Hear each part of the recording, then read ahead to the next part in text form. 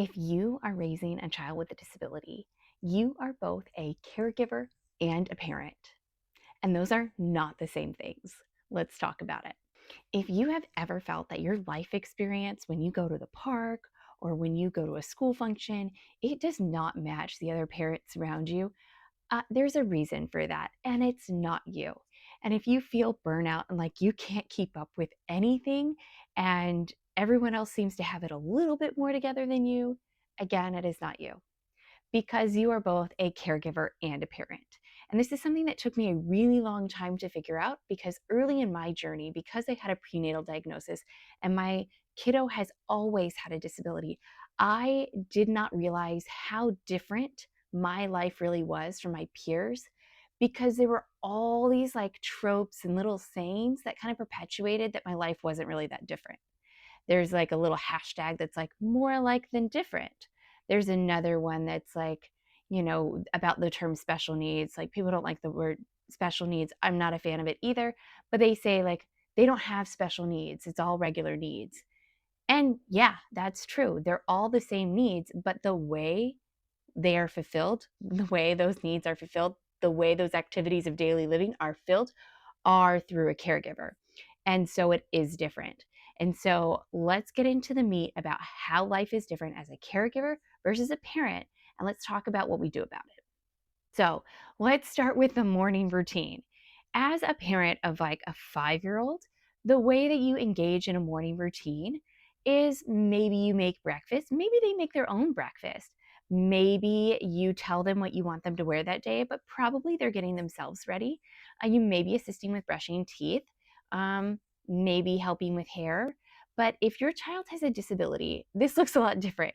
So you are probably helping them get out of the bed. You're helping them get dressed. You're helping them get get ready for school. You're brushing their hair. You're brushing their teeth. You're helping them. You're not just making them their food. You're probably feeding the child or helping them eat or watching them very closely to make sure that they don't choke. They might have a feeding tube that you might be using. You are very much involved in every step of the process. So when you're parenting a 5-year-old in the morning time, you can probably parallel get ready with them. But when you're caregiving with a child with a disability, you are hands on being part of every moment of that experience. Okay, so they go to school, they come home. Let's say you go to the playground. What is that like? Okay, if you have a 5-year-old, you go to the playground as a parent, you might just be sitting on a bench watching your child play. Now, if you are a caregiver, you are probably researching the playground before you even get there to find out if it's accessible. And then when you do get there, you are trying to make sure, is the playground actually accessible? You are probably with your child the entire time to make sure they don't hurt themselves. If hopefully the playground has a fence, if your kid is not in a wheelchair, but if they're a runner, to make sure they don't leave the playground. There is no like sitting on a bench and like chit chatting with other parents if you're a caregiver. You are hands on. At school, like you might never hear from the school with your neurotypical child, or your typical 5-year-old. You may go to a conference once in a while. You may participate and volunteer. But if you're a caregiver, you know this school so well. You probably have um, a medical list or medications with the nurse. You're probably in contact with the nurse pretty regularly. With the teacher, you've got an IEP, well, with the whole team, right? You don't have one teacher like you do with your typical kid. You have a whole team. And this team can consist of occupational therapy, speech therapy, physical therapy, so 3 therapists, a special education case manager, a primary teacher, any aides that you might have, so that's like 6, um, maybe a reading specialist, who knows? Like this team is vast. So you've got a lot of people that you are interacting with on a regular basis. And if your child has other supports that they need, for example, if they're nonverbal, there's probably even more communication with the school because they are more than a lifeline to you. So that's a whole body of work that you don't have with your typical child. Now, when it comes to the education itself, with a typical child, you just send them and they teach them. You have no say and you don't care because they're just going to learn. Now, with your child, if you're a caregiver, You are helping them write the curriculum basically for your child. You are figuring out what the goals are going to be, what is the priority for their learning. Like, you are in deep.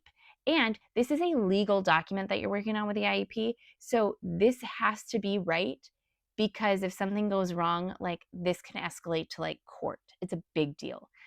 So it's very different. School is not the same if you are a parent versus if you're a parent and a caregiver. Let's talk about the doctor. If you have a typical child, if you are just a parent, you take your kid to the doctor for well visits and maybe a few times a year for a sick visit. If you have a child with a disability, so you are a caregiver, you may have tons of specialists. You may be working with a pediatrician way more frequently. You may be going way more frequently because your child might have chronic conditions. And so you might have your own pharmacy at home. Heck, you might have oxygen. You might have a CPAP machine. You might have like tons of medical equipment at your house. And you might even have a nurse that comes to your house. Okay, this is very different.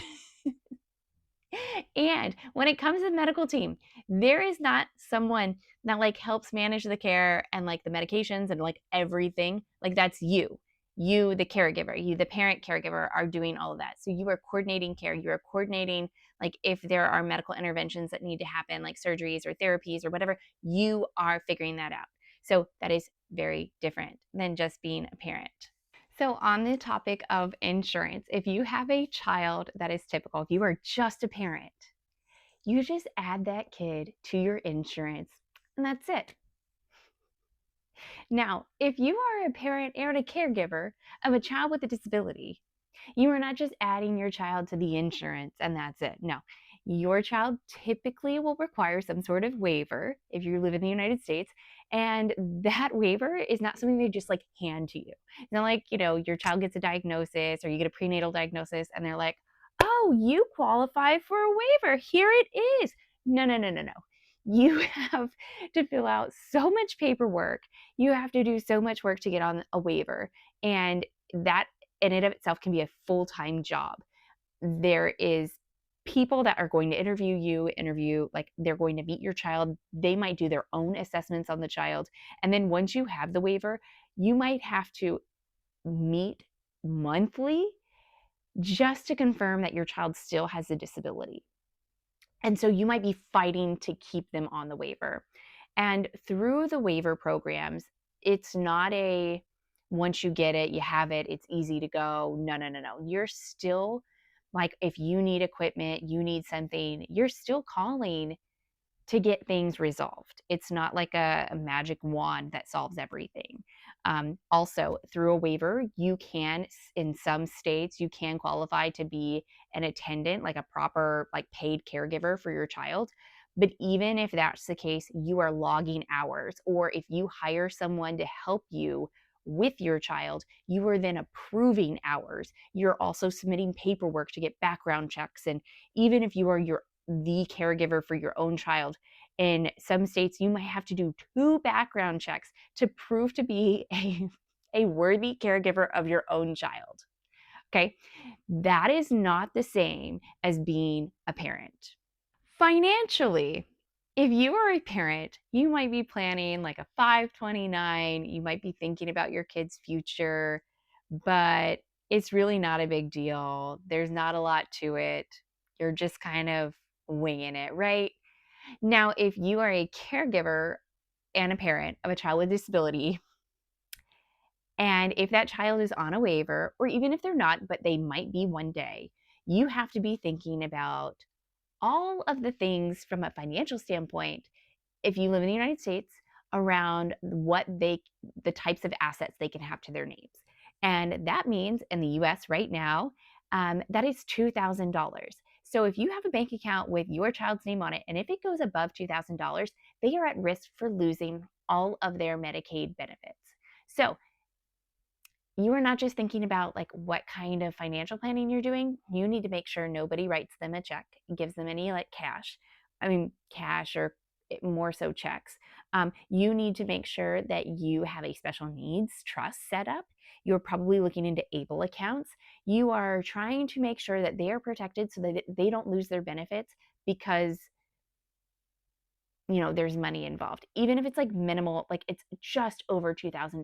And that is not that hard. Like once they, hopefully, one day they may or may not have a job, and like, you want them to hopefully have some autonomy if they can have that. But even in that case, like if they go above $2,000, game over. They can lose everything. So yeah, being a parent and a caregiver to a child with a disability when it comes to finances is not the same. Now, the big thing here, the overarching message I want to make sure you understand is that both the parent and the parent caregiver have the same 24 hours in a day. That's right, they have the same 24 hours in a day. We don't get more because we're a parent and a caregiver. And so, because of that, it is so important that, number one, that we're aware that our life is different, that we are aware, like, not to stop, like, we don't want to be comparing ourselves to other parents, but it's important that when you do notice the parent sitting and chit-chatting at the playground, or the parent that's not waiting for the phone call, or the parent that's volunteering at the school, that you don't feel bad that that is not you. I mean, sometimes you do feel bad because I want to be the parent at the playground just playing with my kids and not waiting for a phone call or having to like do something else or apply some paperwork or respond to an email, and it can be so challenging. But it's so important that you know that your life is not typical, so that when you're seeing all this around you, that you can separate and give yourself some grace for that. Okay, secondly, it's important to have some life hacks to hopefully alleviate some of the pain and give you just bits and pieces of time back. And I'm just going to briefly discuss these here, and I will share another video next where I go into detail about how we hack our home and our family life to give us just a little bit of time back because we don't get more than 24 hours a day. Okay, these life hacks are: we're going to order groceries online. I know, I said it. Order groceries online. Get a grocery list, hit the button, order groceries online. Or two, we're going to minimize the stuff in our home, but also clothing and bedding and towels and just everything you can, because the less stuff you have, the less you have to clean. Number three, we're going to get a family calendar and a family email. So that way, when they have to send a message about the IEP, it's going to one place where and this only works if you have a partner. So if you have a partner, this applies to you. If you don't worry about it. But that way, the emails about the medical stuff, the IEPs, all of it, it all comes to one place. And with the calendar, you're going to share that calendar. You're going to create like a little family in Google, and you're going to share that calendar with anyone that is really important. If you have a grandparent that is also a support, you're going to share that with them, your work email, whatever. And then anytime whoever has the child, if someone gets a phone call, there's an appointment, it goes on the family calendar that is connected to the family email that goes to everybody else. So that way everybody has access and knows what's going on at all times for your family. Number four, if you can, you are going to get help. And if you don't have that capacity, you're going to find places in your home where you can automate or save up to get little things that can help you have a more efficient household, whether that's a robot vacuum. This might be meal planning or prepping at the beginning of the week, things like that that can help make things more efficient. If you notice that your child has certain things that like make your life more complicated, if they elope, maybe that means installing like little latches over the doors so that you have more peace of mind. When you might have to go to the bathroom and they're roaming around the house, or if you have little kids and they're getting into everything, and child locks, baby gates, things that they seem like, $40 here might not make a big difference, but they will make a huge difference to your mental health. And this can also mean like If there are concerns about your child sleeping safe, might be a safety bed. There are things you can do, and you might have to get a little creative, that will seriously improve your quality of life. Okay, I will go through that in another video, but I want to conclude by saying that the reason why you're feeling burnt out, it's not you. It's because you're a caregiver and a parent, and you're not just a parent. Okay, I hope this helps. I'm so glad you're here. Please like and subscribe if you like this video, and I'll see you next time when we discuss some of our home hacks. Okay, bye y'all.